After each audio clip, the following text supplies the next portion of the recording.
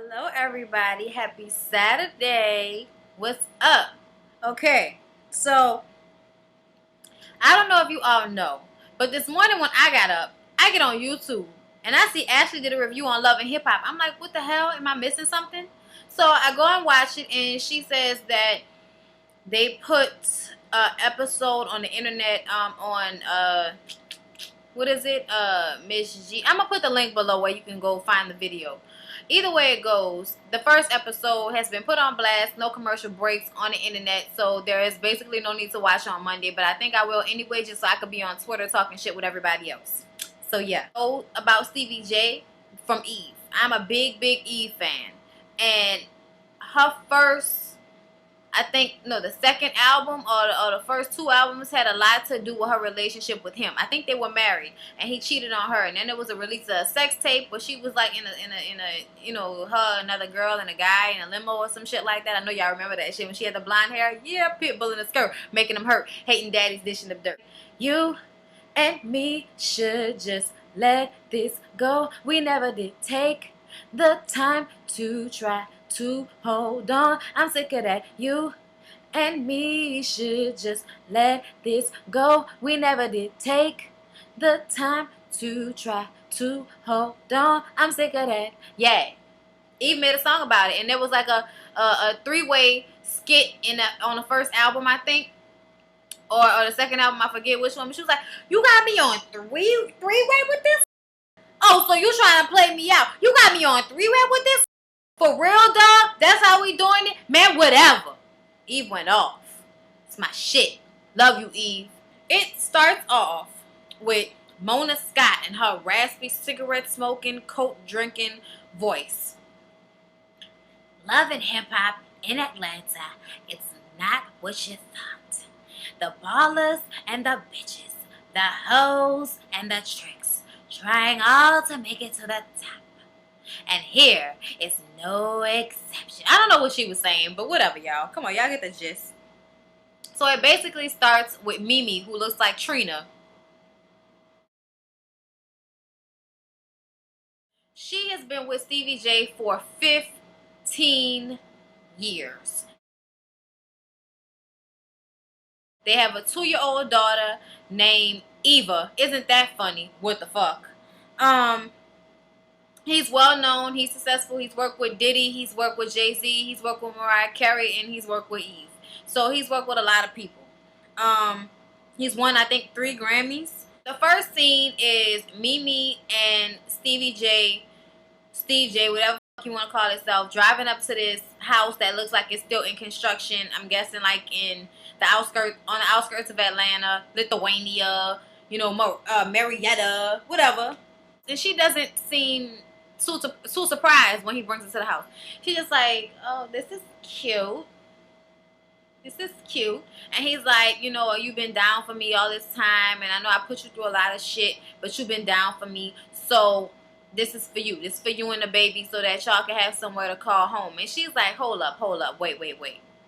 So you mean to tell me that you are going to buy a place for me and your daughter to stay in, far away from where we already are, so that you can stay in a city and do what you want to do?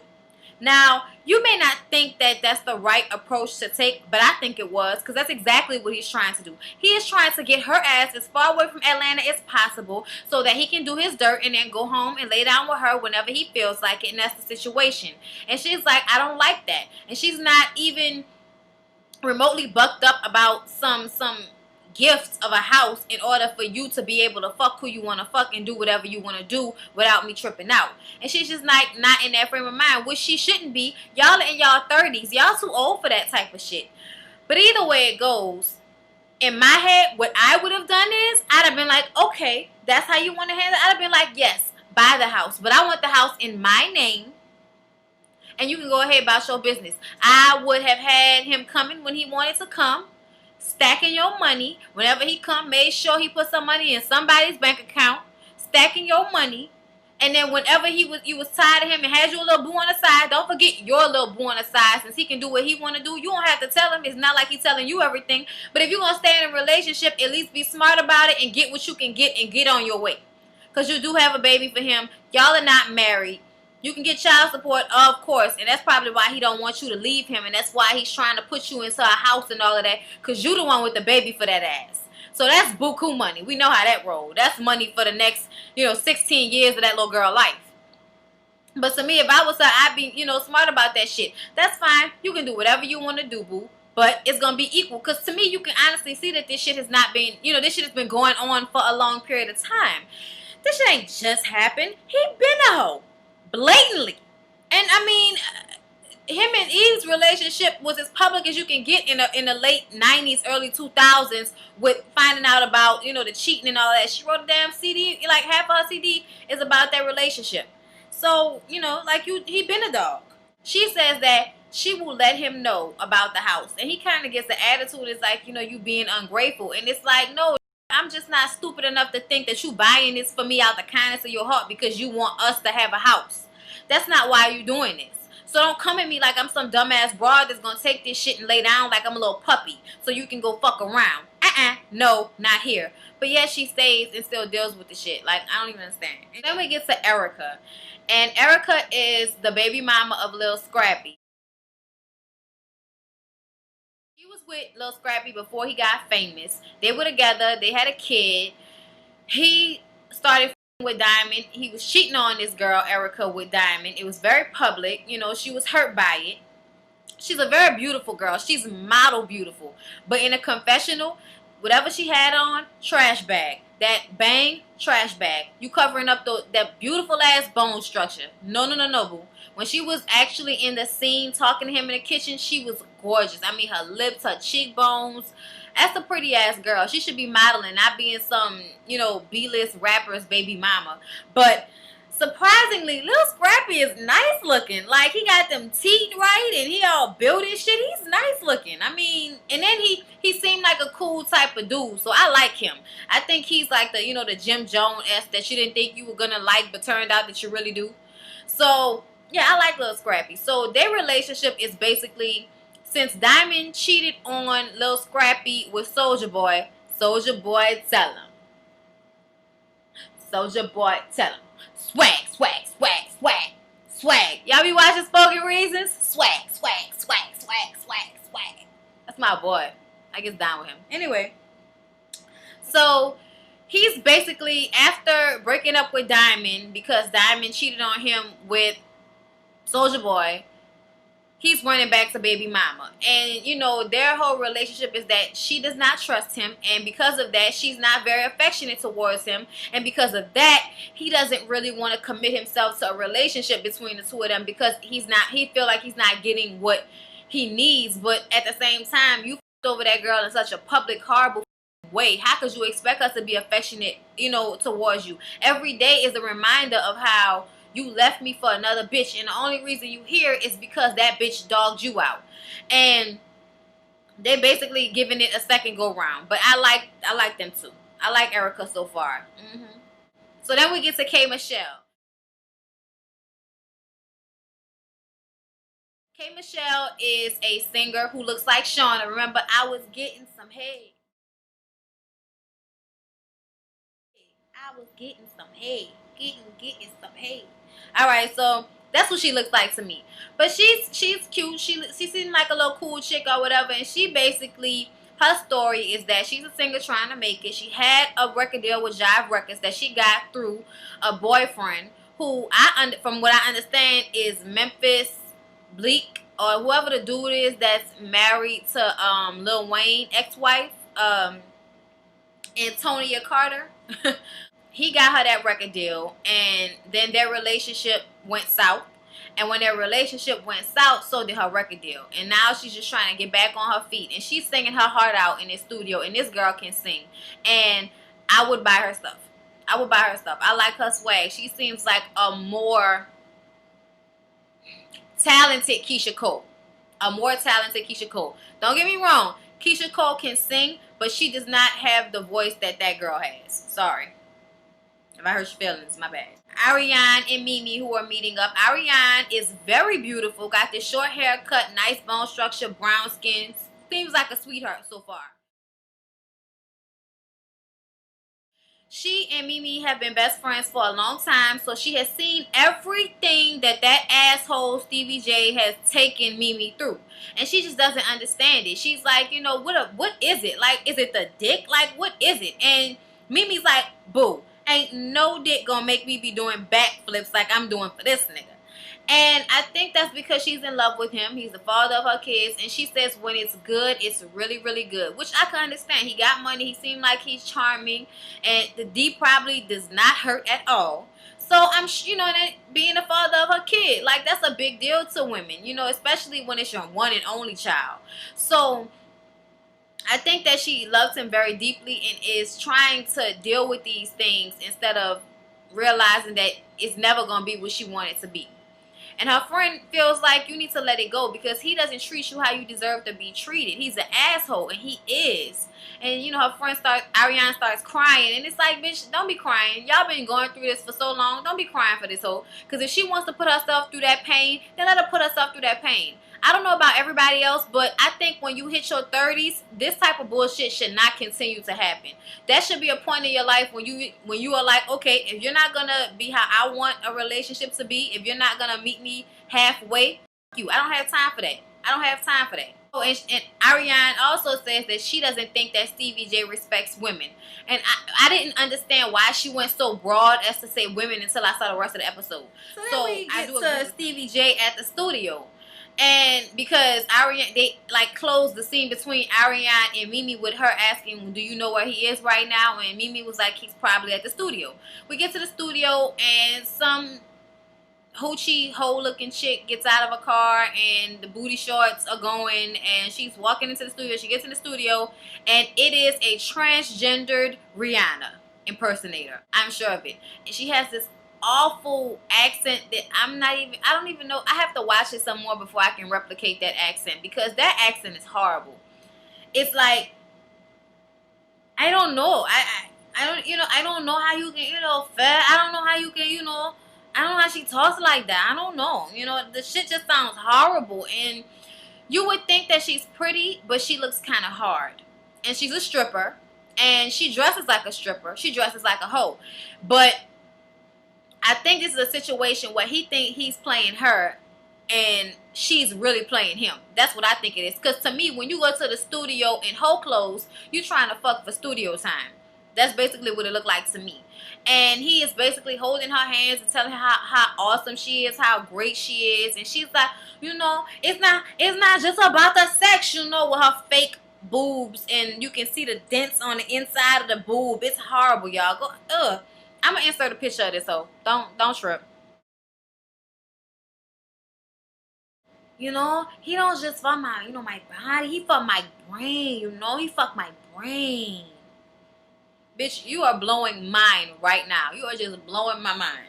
So she's like, it's not just about the sex, we get that, it's not just about the sex. I love him. Like, I want him forever. He's a nice looking dude and I'm a bad bitch. So when people see us, they're like, they bad together, so they gotta be doing something. But it's not about just the sex, it's about the love, And it's like, who you spitting that bullshit to, bitch? Who you spitting that to?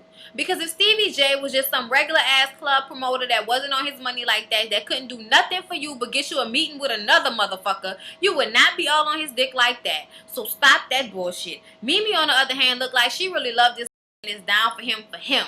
Not just because of who he is and what he can do for her. She looked like the type of chick that would be able to get a nigga with money, anyway. Like, it's not like it's hard to get with these. So then we get to Lil Scrappy. And my very favorite character of this entire show, Lil Scrappy's mama, Mama D. Y'all, out of all of the cracked out mamas, I love her the most because she was not on a drug. She was a pimp. She sold dope. She took care of her kids. She about that life. She crazy when she don't take her medication. But she seemingly seems like she was a good mother. And Lil Scrappy has a lot of love and respect for his mother. So to me, that says a lot and that shows a lot. I am Mama Z. I am Lil Scrappy's mama. And I love my son. I did what I do to take care of my kids. And nobody's going to hurt my kids in that order. When he gets there, she's, I guess trying to get her place fixed up, and there's construction going on, and she's talking something. She's like, look at this shit. They was supposed to sawdust this shit, something like that. They did that. Man, I feel like they fucking on me. You know what I'm saying? I feel like they done bent me over and took the grease out. You know what I mean? Like, I'm a pimp. How you gonna try to pimp a pimp? You know what I mean? They don't know who they fucking with, you know? So then Lil Scrappy talks to her about Erica and how she isn't showing affection and how, she still hasn't gotten over the Diamond situation. And then the mama starts talking about Diamond. She was like, see, that whole Diamond right there, I don't like that hoe. See, she didn't need a record deal. She needed a massing gear. That's what she needed. The way it used to be smelling when she came over here, sloppy pussy little bitch. I don't like her by far. She made me want come out of early retirement on that ass. Put her on the track. Make me some money. Because you know she a hoe. Don't mess with my baby in that order. So y'all done made me mad. Y'all done brought that bitch up again in that order. So then we get to K. Michelle meeting up with Rashida. I personally love Rashida and am a fan of Rashida. The type of girl you want to chew, I love my bubble gum. The type of girl you want to chew, I love my bubble gum. I'm the type of girl you want to take to your mama house. Take to your mama house. Yep, the Georgia Peach and I'm back again. Better do the damn thing. Time to tell your friends. First things first, I sheet her. Fuck around with no man who won't eat her. They sit down and talk, and K. Michelle is basically talking about how when she was with Memphis, this nigga one day flipped out and beat the out of her, and nobody at the record company did anything. He spent $2 million of her budget that was supposed to go to her studio time and her music, spent that shit on jewelry. And she was like, I was a bitch. She was like, when I, at the end of that record deal, trying to get out of that record deal with Jive, I was a straight up bitch. So everybody think I'm crazy. She was like, but when that shit was going on, everybody's like, suck that shit up. They don't give a about what you going through. They just want their money, and you better get out there and deliver. You understand? I'm gonna get this accent down, y'all. And by episode 3, I'm gonna have y'all on these impressions. I promise. Can you believe? Have you seen how big this is? I'm gonna find a picture of this. Because to me, she look little. And for that to have beat her ass like that and ain't nobody do shit, that's some pussy in ATL. So Erica goes to Mama D's house because they want to talk about Lil Scrappy and their relationship.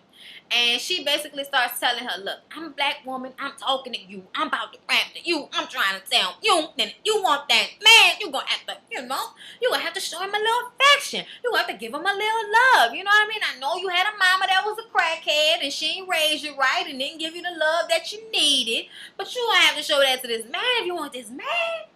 And Erica was like, what you mean? You don't know nothing about my mama. My mama was on drugs, but she ain't do me down bad like that. I still had a mom. Like, you don't know my life. Like, what you talking about? She act like she forgot that she used to be a pimp. Did you take your medicine today? Nah, I ain't taking it in about 5 days. I ain't taking it in about 5 days. She started flipping out when they brought up Diamond again. She was like, oh, I am a queen. I am a queen and the queen has spoken. You know, he took that little bitch back after she left him for Soulja Boy. He took her back for a month. Oh, no. I said I was against it. I was against it. The queen has spoken. I sit on my throne until somebody is able to replace me that I feel is good enough. I'm staying right here. It pissed me off, little bitch. So Stevie and Mimi meet up to talk about the fact that Mimi wants him to be close. She was like, I can stay in a 1-bedroom apartment if that meant that we would be together. It's important to me that we are together. Not that I have this big old nice house. It's important to me, I feel like, and that's where your priorities are fucked up. And that's what makes me think that you will put a man before your child. Because if you will put your child in a pillbox of an apartment and keep her from having a beautiful home that she deserves as a child, have her own room, and so, just be more comfortable, you would take that away from her just so you could be worrying about this nigga. You know what I mean? Like, I'm not saying that she's a bad mother, because obviously she's a good mother, but I mean just the mind frame of worrying about him instead of worrying about her daughter. Like, you worrying about her in conjunction to your relationship with him. At this point, it should be like, it's about this money. Give me this money. So then Stevie and Jocelyn, the hoe, the stripper, you know, Jocelyn, they meet up at this restaurant to meet with Carly Rae, who is a rapper and a singer. I forgot what she said. She was from Trinidad, I think. And she is the girlfriend of L.A. Reid's son. L.A. Reid's son is some little fat dude, I don't know. But he basically, it was like a double date so we can bring our girls so that we can make some business happen. Well, they sit down and talk. And they begin to talk about the music, and the girl spits a little, you know, little bumbleclot, you know, little one frown with 1 minute that be look with lip up like selling blood in the shots. I, you know, going around there, bro, boy. And it was cold. It was cold. I had to give it to her like, oh, stupid ass. So the little Rihanna ass looking bitch who walked into the restaurant looking like a straight up genie in a bottle, flipped the side hoe. Like, she to me is so swagger Jack and Rihanna. There's no way that she could come out and be a successful artist because you look and dress and act like somebody that is already out doing it big.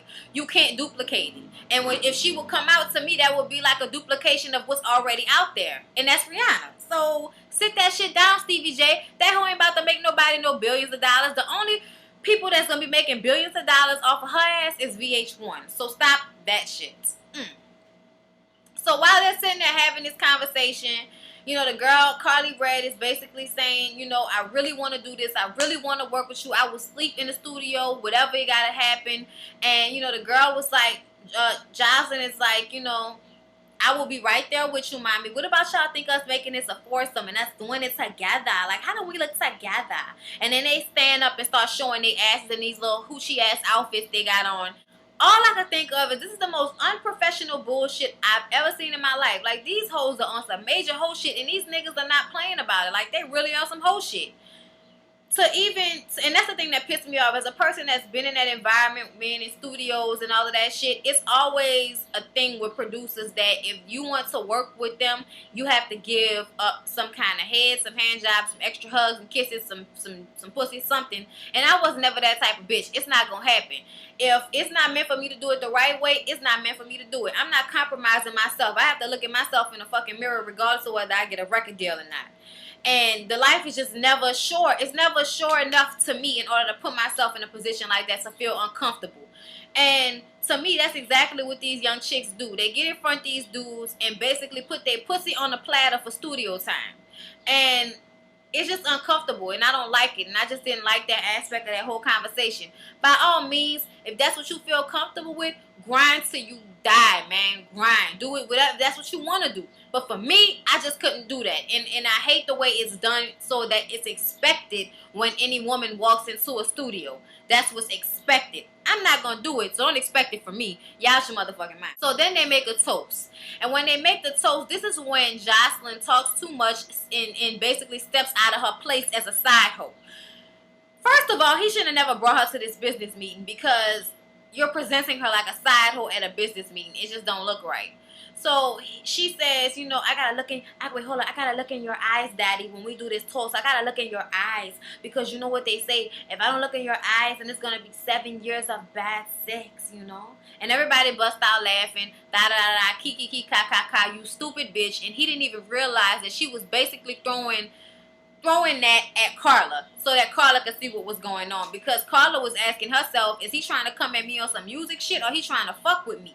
So it was a question in the air whether Carla was gonna have to fuck for that studio time as well. And your girl was like, I'll be there too, but we down for that foursome. So it means like these two hoes are basically gonna suck and make any kind of arrangements they have to make to get where they want to be. So then we get to K Michelle's birthday party. And everybody is there with the exclusion of Erica and Lil Scrappy, who are not there. And everybody's having a good time. And Mimi walks in with her friend Ariane. And K Michelle and Carla are already sitting there. And they hug, and it come to find out that Carla and Mimi knew each other when they used to live in LA some years back, but they were mad cool. So Carla's excited to see Mimi, and they start talking, and they do a toast, and she basically says something about the toast, and she starts talking about Jocelyn, saying that, you know, if you look into the eyes of the person you toast with, then, you know, you're going to have 7 years bad sex if you don't look in their eyes. So she brings this up, and she starts talking about Jocelyn, and of course, it seems like they knew exactly who Jocelyn was. They knew she was the side hoe, because when she started to talk about Jocelyn, before she even said anything about Stevie J, they was like, Jocelyn? She cool people. She real. Child, whatever. That's what Ariane was basically saying. And she was like, she's so real, and she you know, she's so down for her man. Her man is Stevie J. And Ariane was like, no, bitch. And Mimi was like, that would be me. He's her man. Her man. And Carla's face was like,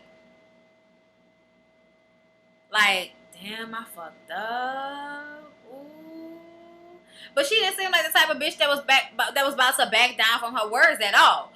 So as they're having this conversation, and she was like, it wasn't nothing I heard. I seen him kiss her. You know what I mean? And she did. I'm sure they edited that shit out, but they was up on each other and talking to each other, and him, you know, she calling him daddy and all of that shit. Like, it was enough of shit going on at that table for you to know that they was fucking. So she was like, so what, you didn't know that they were together, or what? What's going on? You know, because Carla is trying to get the low, because she is surprised by the situation. So as this conversation is going on, who walks in the motherfucking door but Stevie J and Jocelyn, walking in together like they just came from the hotel, fucking cleaned up, got dressed, and came to this party together. Mimi is got a look on her face like, I'm about to beat the brakes off this. And y'all, this entire scene, this last scene of this episode, to me, when somebody asks, what can you do to deserve to get your ass whooped? This right here is what you do to deserve to get your ass whooped. If they would have beat the fuck out of this girl, meaning Mimi by herself or Ariane by herself, either one would have beat, or Carla for that matter, because they tried to make Carla look stupid once they sat down and talk about it. Tried to make it seem like she was enjoying it, and she was trying to start some shit. She wasn't trying to start no shit. She accidentally brought you up, basically giving you a compliment to find out that you a hoe. And first of all, when he came in, the other chick, Jocelyn, sat on another sofa. He goes by Mimi and brings Mimi over to Jocelyn. And she's like, look, I know what this life is. I know what goes on. But I'm not about to have y'all disrespecting me in front of my face.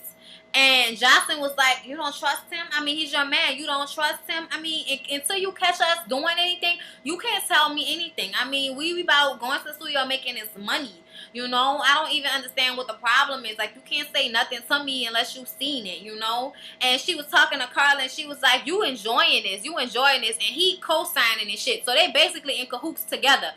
She's basically telling this girl, you have no evidence that I'm your man, so shut the fuck up, even though I'm really fucking him. Like, seriously? Seriously? This was some mad disrespectful shit. As soon as she said, you don't have no proof, so you can't tell me nothing, bop! Right there. This is why I love Chrissy. Chrissy would have beat this whole ass as soon as she walked through the door. So when this shit, before they even sit down and talk, as soon as Jocelyn and them walked in the door, K. Michelle exited stage left. She was like, I'm not about to get my shit up for these hoes. Y'all can have this. So she walks off. So as Mimi is getting mad, and her friend Ariane is like, come on, man, let's go. Let's get the fuck out of here. Let's go. She's not moving fast enough for me. I was like, bitch, you are actually sitting on the sofa with this bitch on the other side of your man telling you you don't have the right to be mad. Get your ass up and walk out that club. Because if you're not going to hit this hoe, go the fuck home. I'm just saying, like, that whole just sitting there like that was pissing me off. So she gets up and walks out. Stevie J jumps over the sofa to go run behind her. And as he gets up to go run behind her, Jocelyn throws a drink at him. And to me, bitch, you was just saying that y'all are not, but you are proving that y'all are. So he threw the drink and came back to her. She was like, you better act like you know. You better act like you know. You better act like you know. Basically saying, don't run after her. You better act like you know who is giving you money and pussy. So he goes outside to run behind Mimi, and then he throws the drink on Jocelyn when he gets outside, and they start going back and forth. And Mimi is like, "Really, dude? Really? Whatever." So he walks off and go get in the car with this bitch. So Mimi walk up and open the door and say, "Really, dude?" And he jump out the car and says, "Guess what, y'all? Guess what he says? Guess the first thing that came to his head. I was looking for you. How you was looking for me in a limo with this bitch? Really?" So they go over there and start to talk. And while they're having a conversation about the situation, this bitch is calling his phone talking about she needs to get in control of her emotions. Bitch, you just threw a drink. You just threw a drink. You need to get in control of your emotions. That is not your man. You are the side hoe. Know your place. You are to be seen and not heard. Shut the fuck up. Just sit in the car and wait to find out what the fuck gonna happen. Don't be popping off and calling and acting like she ain't got the right to be mad and all of this shit. Talking about she need to get in control of her emotions. Shut that shit up, you man-looking hoe. Anyway, so Mimi is like, I don't give a fuck that she calling. What the fuck ever. She said, and he gets mad and is like, man, that's not what it is. Whatever. So they basically walking over to the limo where the girl is in the car, and she get out the car and be like, come on, we gotta go to the studio. And he was like, come on, Mimi, I want you to come. And she was like, I'm not coming. If you gonna leave here and go with that hoe, you letting me know exactly what's going on. If you gonna get in that car and leave with that bitch. And she was like, I don't want to go with you. I don't want to go with y'all. I don't want to go to the studio. And the girl, Jocelyn, gets out the car and is like, yeah, she can't come. Not with that attitude, she can't come. That's another time she should have got her ass whipped. So he gets in the car and speeds off with the girl, and Ariana is like, is this shit really happening? Is this shit really happening? Did he really just get in the car with that bitch? And that was Love and Hip Hop Atlanta, episode 1. Y'all, this shit is mad crazy. I cannot wait to review the rest of this season. I haven't seen a fight or anything like that, but it seems like it's going to be so interesting, and I fucking love it. So I can't wait to watch, and I hope y'all like this review. Please don't forget to like, comment, and subscribe. Hit that subscribe button if you haven't subscribed to my channel yet. Hit the like button. I do a couple of videos a week, so you always have something to look forward to. And also, I just started a new natural hair channel, which I will be doing my natural hair stuff, talking about my food. I cook a lot, so I will be putting my recipes and stuff that I cook on there. I'll probably be putting up one tomorrow because I'm cooking tomorrow, so I'll probably put a cooking video up tomorrow. So that'll be the first one of those. Any questions about my hair, I'll be doing a link check soon. So just go to Be Bare, YouTube/BEEBARE for Be Bare. Be yourself, naked, however you want to be, your natural self. Love it, live it, fuck it, So y'all don't forget to go and subscribe to that new channel. And I love y'all. Spread it around. Spread it to your Tumblr, your Tumblr, your Twitter, your Facebook, everything. I love y'all. Hey, all my new subscribers. Y'all are coming in at the shiploads. I have so much more that I want to do. So much more in store. We are still working on the website. Don't trip. Me and Ashley are still talking about doing that. Just have to get everything in order. But I do love y'all. Thank y'all so much for y'all support. And continue to watch my videos, man. I love y'all. Peace.